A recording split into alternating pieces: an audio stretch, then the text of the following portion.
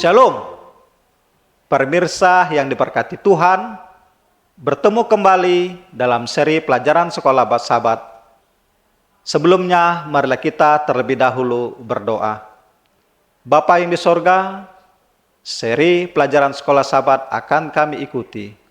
Kiranya penuhi hati kami dengan Roh Kudus-Mu agar kami dapat mengerti akan firman-Mu.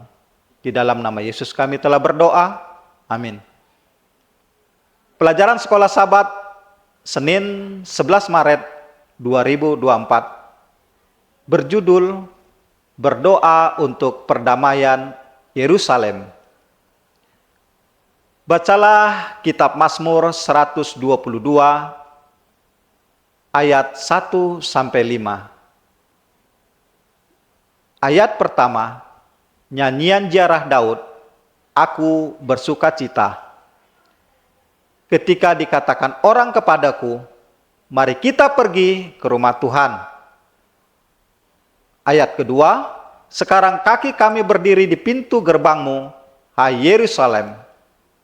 Ayat yang ketiga, hai Yerusalem, yang telah didirikan sebagai kota yang bersambung rapat.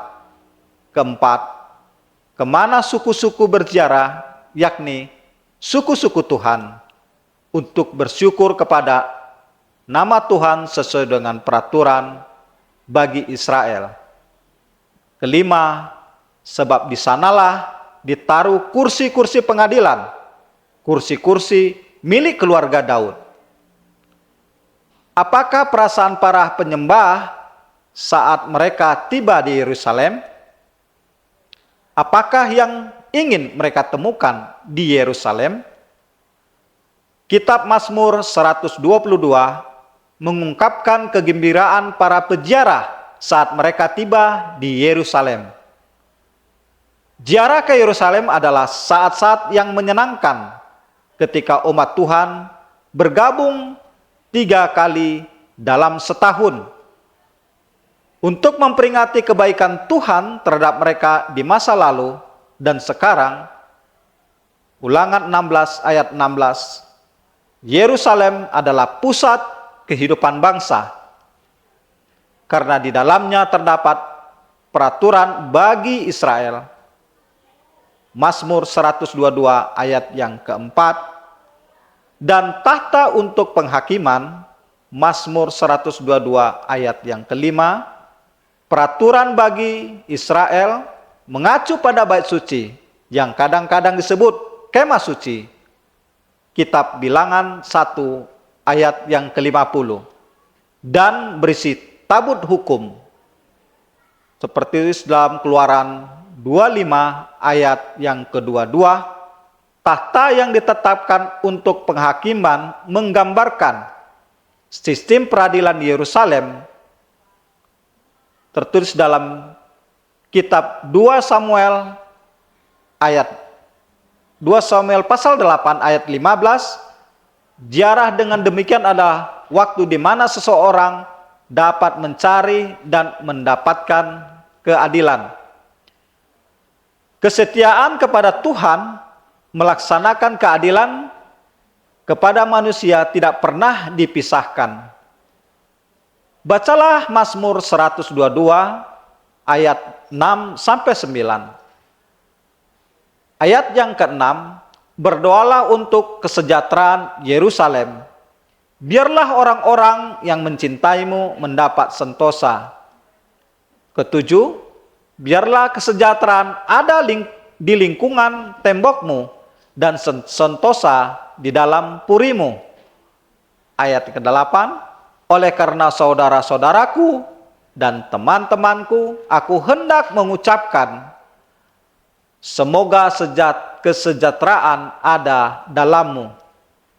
Kesembilan, oleh karena rumah Tuhan Allah kita, aku hendak mencari kebaikan bagimu.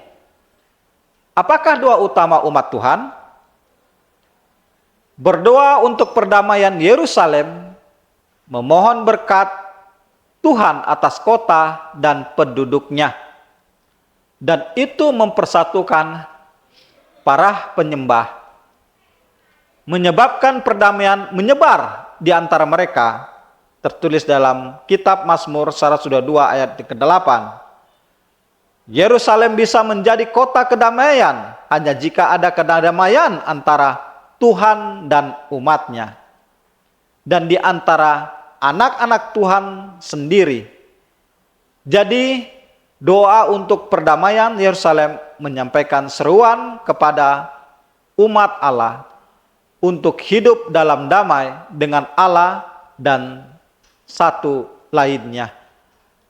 Dalam kedamaian Yerusalem, orang-orang akan makmur. Mazmur 147 ayat 12-14.